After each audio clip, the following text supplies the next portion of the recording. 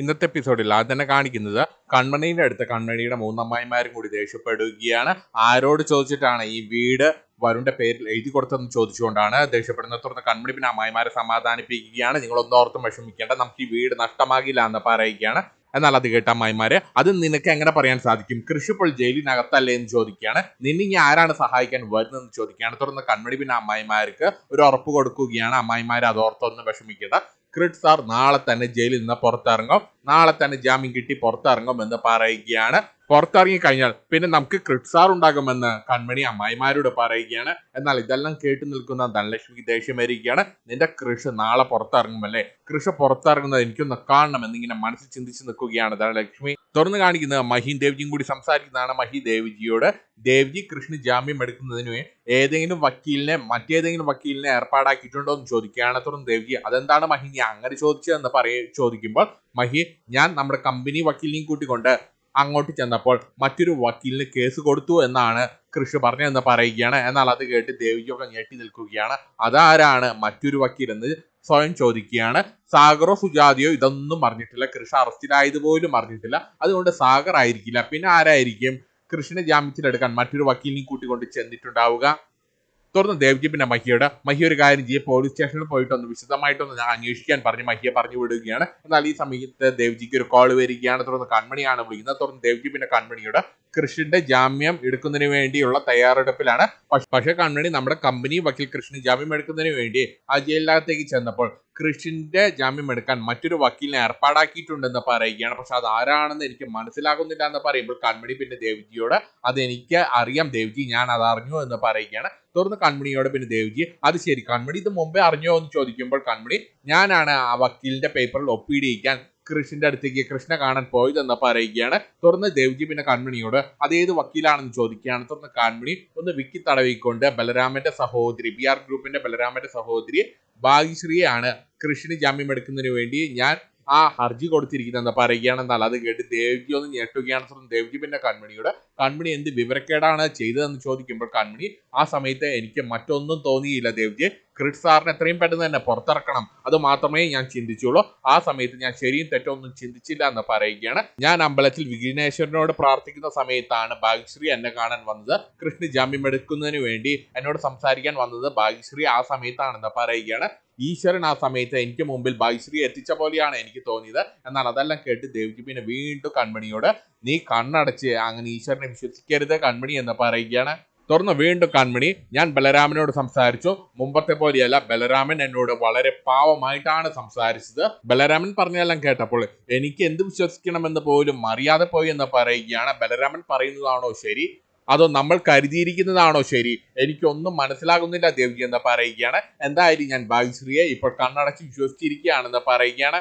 നാളെ തന്നെ ക്രിഡ് സാറിന് ജാമ്യം എടുത്തു തരുമെന്ന് എനിക്ക് വാക്ക് തന്നിരിക്കുകയാണ് ഭാഗ്യശ്രീ. നമുക്ക് നോക്കാം, ബലരാമിനെയും ഭാഗ്യശ്രീയും വിശ്വസിക്കുന്ന കാര്യത്തിൽ നാളെ തീരുമാനമാകും. നാളെ ക്രിഡ് സാറിനെ പുറത്തിറക്കിയാൽ നമുക്ക് അവരെ വിശ്വസിക്കാം. തുടർന്ന് ദേവ്ജി പിന്നെ കൺമണിയെ ആശ്വസിപ്പിക്കുകയാണ്. നമുക്ക് നല്ലത് തന്നെ പ്രതീക്ഷിക്കാം, ഭാഗ്യശ്രീ പറഞ്ഞ പോലെ നാളെ തന്നെ ക്രിഡ് സാറിന് ജാമ്യം കിട്ടി വരുമെന്ന് നമുക്ക് പ്രതീക്ഷിക്കാം എന്ന് പറഞ്ഞുകൊണ്ട് ദേവ്ജി ഫോൺ വെക്കുകയാണ്. തുടർന്ന് കാണിക്കുന്ന മാനസിയാണ്. മാനസ കാട്ടക്കലിപ്പിൽ ആന്റിയമ്മയുടെ അടുത്ത് പോയിട്ട്, എനിക്കറിയില്ല ആന്റിയമ്മ ഇവിടെ എന്തൊക്കെയാണ് സംഭവിക്കുന്നതെന്ന്. തുടർന്ന് ആന്റിയമ്മ പിന്നെ മാനസിയെ സമാധാനിപ്പിക്കുകയാണ്. നീയൊന്നും വിഷമിക്കാതിരിക്കുക, ഞാൻ വലിയൊരു പ്ലാൻ തയ്യാറാക്കിക്കൊണ്ടിരിക്കുകയാണ്, സാഗർ സുജാതി നാട്ടിലേക്ക് നിർത്തട്ടെ, ഒരാഴ്ചയ്ക്കുള്ളിൽ നിന്റെ ഈ കൃഷ്ണി കല്യാണം എന്ന് പറയുകയാണ്. തുടർന്ന് മാനസ വീണ്ടും ആന്റിയമ്മയോട്, അതൊന്നും അല്ല ഇപ്പോൾ എന്റെ വിഷയം, കൃഷി എങ്ങോട്ടാണ് പോയിരിക്കുന്നത്, കൃഷി എങ്ങോട്ടാണ് പോയതെന്നുള്ള കാര്യത്തിൽ എനിക്കിപ്പോഴും ഒരു ഉറപ്പില്ല എന്ന് പറയുകയാണ്.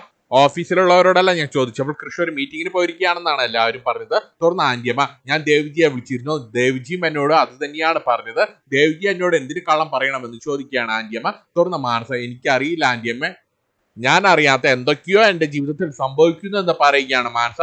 തുടർന്ന് ആന്റിയമ്മ, നമുക്കൊരു കാര്യം ചെയ്താലും, നമുക്ക് കൺമണിയെ വിളിച്ച് കാര്യങ്ങൾ ചോദിച്ചാലോ എന്ന് ചോദിക്കുകയാണ്. ഒരു കാര്യം ചെയ്യേ, നീ കൺമണിയെ വിളിക്കുക, ഞാൻ കൺമണിയെ വിളിച്ചാൽ ശരിയാക്കില്ല, ഞാൻ കൺമണിയെ വിളിച്ചാൽ കൺമണിക്ക് സംശയം തോന്നുമെന്ന് പറയുകയാണ്. എന്നാൽ അത് കേട്ട് മാനസ പിന്നെ ആന്റിയമ്മയോട്, അയ്യോ ഞാൻ വിളിച്ചാൽ പിന്നെ കൺമണിക്ക് സംശയം തോന്നുന്നല്ലോ, ഒന്ന് പോ ആന്റിയമ്മ. ആന്റിയമ്മ തന്നെ കൺമണിയെ വിളിക്കാൻ പറയുകയാണ്. തുടർന്ന് ആന്റിയമ്മ ഫോൺ എടുത്തിട്ട് കൺമണിയെ വിളിക്കുകയാണ്. തുടർന്ന് കൺമണി നല്ല ഗൗരവത്തിലാണ് ആന്റിയമ്മയോട് സംസാരിക്കുന്നത്. തുടർന്ന് ആന്റിയമ്മ പിന്നെ കൺമണിയോട്, കൺമണി, ഞാൻ അന്ന് അവസാനമായി വിളിച്ചപ്പോൾ ഞാൻ കൺമണിയോട് വളരെ മോശമായിട്ടാണ് സംസാരിച്ചത്, അതൊന്നും നീ മനസ്സിൽ വെക്കരുത്, തുറന്ന് കൺമണിയോട് കൺമണി ഇപ്പോൾ എവിടെയാണെന്ന് ചോദിക്കുകയാണ്. തുറന്ന് കൺമണി ഞാനിപ്പോൾ എന്റെ വീട്ടിലാണെന്ന് നല്ല ഗൗരവത്തിൽ പറയുകയാണ്. തുറന്ന് ആന്റിയമ്മ പിന്നെ കൺമണിയോട് അതെന്താണ് കൺമണി നീ ഇപ്പോൾ നിന്റെ വീട്ടിലെന്ന് ചോദിക്കുകയാണ്.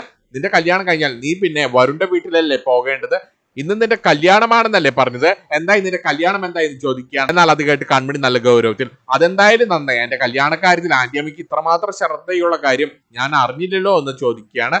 തുറന്ന് കൺമണിയോട് കല്യാണം എന്തായെന്ന് ചോദിക്കുമ്പോൾ കൺമണി പിന്നെ നല്ല ഗൗരവത്തിൽ വീണ്ടും ഇന്ന് എന്റെ കല്യാണം നടന്നില്ല എന്ന് പറയുകയാണ്. തുറന്ന് ആന്റിയമ്മ അതെന്ത് പറ്റി, എങ്ങനെയാണ് കല്യാണം മുടങ്ങിയതെന്ന് ചോദിക്കുകയാണ്. തുറന്ന് കൺമണി കല്യാണം മുടങ്ങാൻ എന്തെങ്കിലും പ്രധാനപ്പെട്ട എന്തെങ്കിലും കാരണം കാണുമല്ലോ, അങ്ങനെ എന്തെങ്കിലും സംഭവിച്ചു കാണുമെന്ന് പറയുകയാണ്. തുറന്ന് ആന്റിയമ്മ പിന്നെ കൺമണിയോട് അവിടെ കൃഷി ഉണ്ടോ എന്ന് ചോദിക്കുകയാണ്. എന്നാൽ അത് കേട്ട് കൺമണി കൃഷി ഉണ്ടോ എന്ന് എന്നോട് എന്തിനാണ് ചോദിക്കുന്നത്, അത് നിങ്ങൾക്ക് കൃഷ്ണനോട് തന്നെ നേരിട്ട് ചോദിക്കാമല്ലോ എന്ന് പറയുകയാണ്. എന്നാൽ ആ മറുപടി കേട്ട് ആന്റിയമ്മ ഇവിടെ ഇത് എന്താണ് പറയുന്നതെന്ന് മനസ്സിലാകാതെ പിന്നെ വീണ്ടും കൺമണിയോട് അവിടെ നിന്ന് കൃഷി വന്നിരുന്നോ എന്ന് ചോദിക്കുകയാണ്. തുറന്ന് കൺമണിക്ക് കാര്യം മനസ്സിലായിരിക്കുകയാണ്. തുറന്ന് കൺമണി പിന്നെ ആന്റിയമ്മയോട് കള്ളം പറയുകയാണ്. ഇല്ല, കൃഷി ഇങ്ങോട്ട് വന്നില്ല എന്ന് പറയുകയാണ്. ആന്റിയമ്മയ്ക്ക് മറ്റെന്തെങ്കിലും സംസാരിക്കാനുണ്ടോ എന്ന് ചോദിക്കുകയാണ് കൺമണി. എന്നാൽ ഈ സമയത്ത് കൺമണി അച്ഛൻ വിളിക്കുകയാണ്. മോളെ ചോറുണ്ണാൻ വാ എന്ന് പറഞ്ഞുകൊണ്ട് അച്ഛൻ വിളിക്കുകയാണ്. എന്നാൽ അത് കേട്ട് ആന്റിയമ്മയ്ക്ക് കാര്യം മനസ്സിലായിരിക്കുകയാണ്. കൺമണി ഇപ്പോഴുള്ളത് വീട്ടിൽ തന്നെയാണെന്നുള്ള കാര്യം ആന്റിയമ്മയ്ക്ക് മനസ്സിലായിരിക്കുകയാണ്.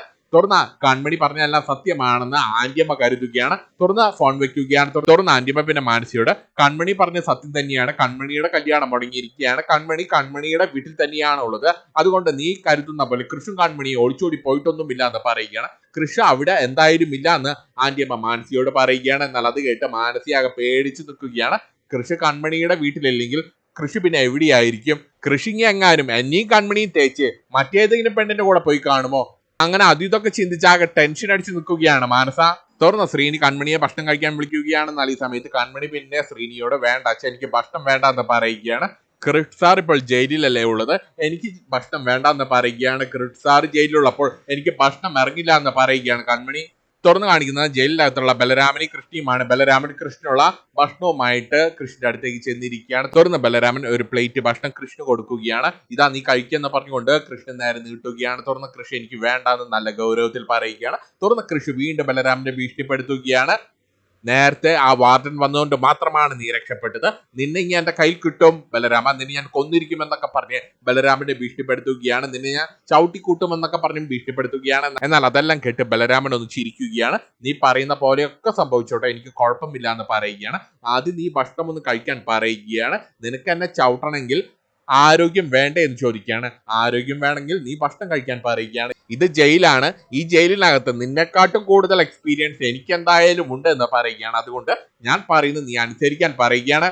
എന്നാൽ അത് കേട്ട് കൃഷ്ണ ദേഷ്യം വന്നിട്ട് കൃഷി പിന്നെ ബലരാമനോട് ഇതൊക്കെ പറയാൻ നീ ആരാണെന്ന് ചോദിക്കുകയാണ് ബലരാമനോട്. എന്നാൽ അത് കേട്ട് ബലരാമൻ നിനക്ക് അതിപ്പോഴും മനസ്സിലായില്ലേ, ഞാൻ നിന്റെ ചേട്ടനാണെന്ന് പറയുകയാണ്, നീ എനിക്ക് എന്റെ സ്വന്തം അനിയനെ പോലെയാണെന്ന് പറയുകയാണ്, സാഗറും സുജാതിയും എനിക്ക് എന്റെ അച്ഛനും അമ്മയും ആണെന്ന് പറയുകയാണ്. എന്നാൽ അത് കേട്ട് കൃഷ്ണ വീണ്ടും ദേഷ്യം വരികയാണ്. തുറന്ന് കൃഷ്ണ നല്ല ദേഷ്യത്തിൽ പിന്നെ ബലരാമനോട് നീ സ്വന്തം അച്ഛനും അമ്മയുമായിട്ട് സങ്കല്പിച്ച സാഗറിനോട് സുജാതിയുമാണ് നീ ചതിച്ചത്, അതുകൊണ്ട് ഇനി നീ അവരുടെ പേര് പറയരുതെന്ന് പറഞ്ഞുകൊണ്ട് കൃഷി ബലരാമനോട് ദേഷ്യപ്പെടുകയാണ്. തുറന്ന ബലരാമൻ നീ പറഞ്ഞൊക്കെ ശരി തന്നെയാണ്, ഞാൻ സാഗറിനെയും സുജാതിയും ചതിച്ചവൻ തന്നെയാണെന്ന് പറയുകയാണ്, ഞാനൊരു ക്രൂരൻ തന്നെയാണ്, ചതിയൻ തന്നെയാണ്, ഞാനൊരു വഞ്ചകൻ തന്നെയാണെന്നൊക്കെ പറഞ്ഞ് ബലരാമൻ സ്വയം കുറ്റപ്പെടുത്തുകയാണ്. തുറന്ന ബലരാമൻ വീണ്ടും കൃഷ്ണയോട് ഭക്ഷണം കഴിക്കാൻ ആവശ്യപ്പെടുകയാണ്. എന്നാൽ അത് കേട്ട് കൃഷ്ണന് സംശയം തോന്നുകയാണ്.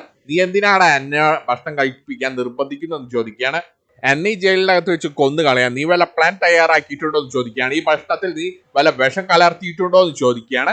ഇവിടെയുള്ളവരെയല്ല സ്വാധീനിച്ചത്, നീ എന്നെ കൊല്ലാൻ ശ്രമിക്കുകയാണോ എന്ന് ചോദിക്കുകയാണ്.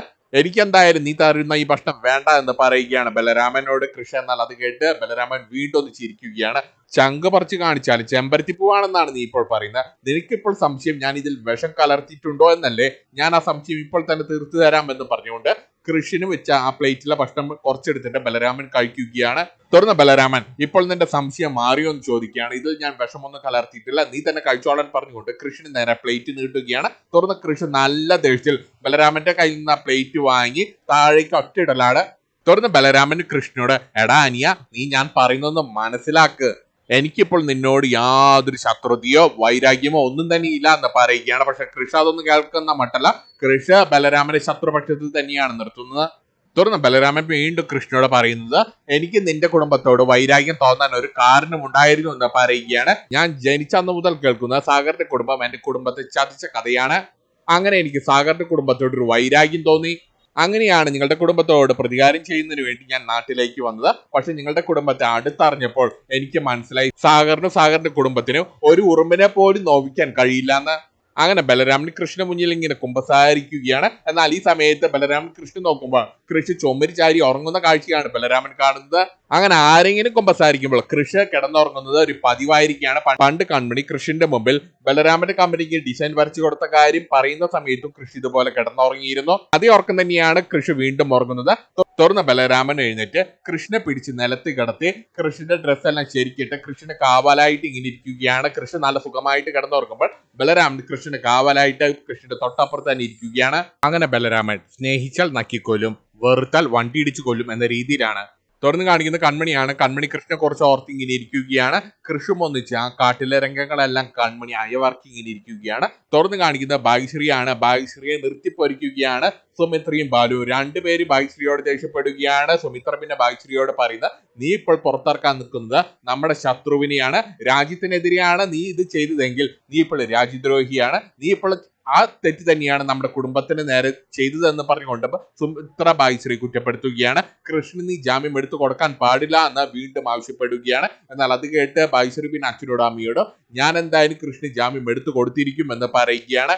കാരണം ഇവിടെയുള്ളവരൊന്നും മനുഷ്യന്മാരല്ല, നിങ്ങളൊന്നും മനുഷ്യന്മാരല്ല എന്ന് പറയുകയാണ്. ബാലു പോലുള്ള എൻ്റെ ഏട്ടന്റെ മനസ്സിലേക്ക് കാളകുടം വിഷമൊഴിച്ച് നശിപ്പിച്ചത് നിങ്ങൾ രണ്ടുപേരും ചേർന്നാണെന്ന് പറഞ്ഞ് സുമിത്രയും ബാലുവിനെയും കുറ്റപ്പെടുത്തുകയാണ് ഭാഗ്യശ്രീ. എന്നാൽ ഈ സമയത്ത് ബെഡ്ഷീറ്റ് വെട്ടി കീറി ജുബിയിട്ടിരിക്കുന്ന ബാലു ചാടി എഴുന്നേറ്റ് ഭാഗ്യശ്രീയുടെ മുഖത്ത് നല്ലൊരു അടി കൊടുക്കുകയാണ്. എന്നാൽ അടി കൊണ്ട ഭാഗ്യശ്രീ പിന്നെ ബാലുവിനോട് പിന്നെ പറയുന്നത്, അച്ഛനെ ഇപ്പോൾ സംസാരശേഷി തിരിച്ചു കിട്ടിയിരിക്കുകയാണ്, അതുപോലെ തന്നെ ആരോഗ്യം തിരിച്ചു കിട്ടിയിരിക്കുകയാണ്. ആ കാര്യത്തിൽ എനിക്ക് നല്ല സന്തോഷമുണ്ട് അച്ഛ. പക്ഷെ അച്ഛൻ അത് എനിക്ക് നേരെയാണ് പ്രയോഗിക്കുന്നത്. അച്ഛന്റെ കയ്യിലുള്ള ഈ ശക്തിയെക്കാട്ടും ശക്തി എന്റെ മനസ്സിനുണ്ടെന്ന് പറയുകയാണ്. അതുകൊണ്ട് ഞാൻ നാളെ തന്നെ കൃഷ്ണന് ജാമ്യം എടുത്ത് കൊടുത്തിരിക്കും. ഇത് ഞാൻ നിങ്ങൾക്ക് തരുന്ന സത്യമാണ്. നാളെ എന്തായാലും ഞാൻ കൃഷ്ണന് ജാമ്യം എടുത്ത് പുറത്തിറക്കിയിരിക്കുമെന്ന് പറയുകയാണ് ഭാഗ്യശ്രീ. അമ്മയുടെ ഷൺമുഖൻ വക്കീലിനെ കൊണ്ട് എനിക്കെതിരെ വാദിച്ചോളൂ, പക്ഷെ ഞാൻ തന്നെ ജയിക്കും അമ്മേ, നാളെ കൃഷി പുറത്തിറങ്ങിയിരിക്കുമെന്ന് പറയുകയാണ് ഭാഗ്യശ്രീ. എന്നാൽ അത് കേട്ട് സുമിത്രയ്ക്കും ബാലുവിനും എല്ലാം നല്ല ദേഷ്യം ഇങ്ങനെ നിൽക്കുകയാണ്. തുറന്ന് കാണിക്കുന്ന കൺമണിയാണ്. കൺമണി അമ്പലത്തിൽ പോയി പ്രാർത്ഥിക്കുകയാണ്. കൺമണി അമ്പലത്തിൽ പോയി പ്രാർത്ഥിക്കുന്ന കൃഷ്ണന്റെ കാര്യമാണ്. അതുപോലെ തന്നെ ബലരാമനും ബലരാമന്റെ അനീതി ഭാഗ്യശ്രീയും കൃഷ്ണന് ജാമ്യം എടുത്തു കൊടുക്കാൻ വന്ന കാര്യങ്ങളും കൺമണി ഈശ്വരന്റെ മുന്നിൽ പോയി പ്രാർത്ഥിക്കുകയാണ്. അവരെ ഞാൻ ഇപ്പോൾ വിശ്വസിക്കുകയാണ്. അവരെ എന്നെയും കൃഷ്ണ സാറിനെയും ചതിക്കില്ല എന്ന് ഞാൻ ഇപ്പോൾ വിശ്വസിക്കുന്നു. കൃഷ്ണ സാറിനെ പുറത്തിറക്കാൻ, കൃഷ്ണ സാറിനെ സഹായിക്കാൻ ആര് വന്നാലും ഞാൻ അവരെയെല്ലാം കണ്ണടക്കി വിശ്വസിക്കും ഈശ്വര. ഇന്ന് കൃഷ്ണ സാറിനെ പുറത്തിറക്കി തരുമെന്നാണ് ഭാഗ്യശ്രീ എനിക്ക് തന്നിരിക്കുന്ന വാക്ക്. ഭാഗ്യശ്രീ എന്നോട് പറഞ്ഞത് സത്യമാണോ കള്ളമാണോ എന്ന് ഞാൻ ശ്രദ്ധിക്കുന്നില്ല, എനിക്ക് എന്റെ ക്രിഡ് സാറിനെ പുറത്തിറക്കി കിട്ടിയാൽ മാത്രം മതി എന്നൊക്കെ ഇങ്ങനെ പ്രാർത്ഥിച്ചു നിൽക്കുകയാണ്. എന്നാൽ ഈ സമയത്ത് അങ്ങോട്ടേക്ക് ഭാഗ്യശ്രീ വരികയാണ്. ഭാഗ്യശ്രീ ഡോർ എന്ന കൺമണിയെ വിളിക്കുകയാണ്. പ്രാർത്ഥിച്ച് മതി കൺമണി എന്ന് പറഞ്ഞുകൊണ്ട് ഭാഗ്യശ്രീ നേരെ കൺമണിയുടെ അടുത്തേക്ക് ചെല്ലുകയാണ്. എന്നാൽ ഈ സമയത്ത് കൺമണി നല്ല ഗൗരവത്തിലാണ്. തുറന്ന് കൺമണിയോട് പിന്നെ ഭാഗ്യശ്രീ, കൺമണി എന്താണ് ഇപ്പോൾ ഈശ്വരനോട് പ്രാർത്ഥിച്ചതെന്ന് ഞാൻ പറയട്ടെ കൺമണി. തുറന്ന് കൺമണി പ്രാർത്ഥിച്ച കാര്യങ്ങൾ ഭാഗ്യശ്രീ കൺമണിയോട് പറയുകയാണ്. ഈ ഭാഗ്യശ്രീയെ വിശ്വസിക്കാൻ കൊള്ളുമോ? ഭാഗ്യശ്രീ പറഞ്ഞത് സത്യമാണോ കള്ളമാണോ? ഇതൊക്കെയല്ലേ കൺമണി ഈശ്വരന്റെ മുൻപിൽ പോയി പ്രാർത്ഥിച്ചത്. എന്നാൽ അത് കേട്ട് കൺമണി അതെങ്ങനെ മനസ്സിലായി എന്ന് ചോദിക്കുകയാണ്. തുടർന്ന് ഭാഗ്യശ്രീ, എനിക്കൊരു മാജിക് ഉണ്ട്, ഞാനൊരു മായാജാലക്കാരിയാണെന്ന് പറയുകയാണ്. കൺമണി എന്തായാലും പേടിക്കേണ്ട, കൃഷി ഇന്ന് തന്നെ പുറത്തിറങ്ങിയിരിക്കും, കൃഷിന് ഞാൻ ഇന്ന് തന്നെ ജാമ്യം എടുത്ത് പുറത്തിറക്കിയിരിക്കുമെന്ന് കൺമണിക്ക് ഈശ്വരന്റെ മുന്നിൽ വെച്ച് വാക്ക് കൊടുക്കുകയാണ് ഭാഗ്യശ്രീ. എന്നാൽ അത് കേട്ട് കൺമണിക്ക് സന്തോഷമാവുകയാണ്. തുടർന്ന് കൺമണി വേഗം തന്നെ ഈശ്വരനോട് നന്ദി പറയുകയാണ്. കൺമണി അഡ്വാൻസ് ആയിട്ട് തന്നെ ഈശ്വരനോട് നന്ദി പറയുകയാണ്. ഇതും കാണിച്ചുകൊണ്ടാണ് ഇന്നത്തെ എപ്പിസോഡ് തീരുന്നത്.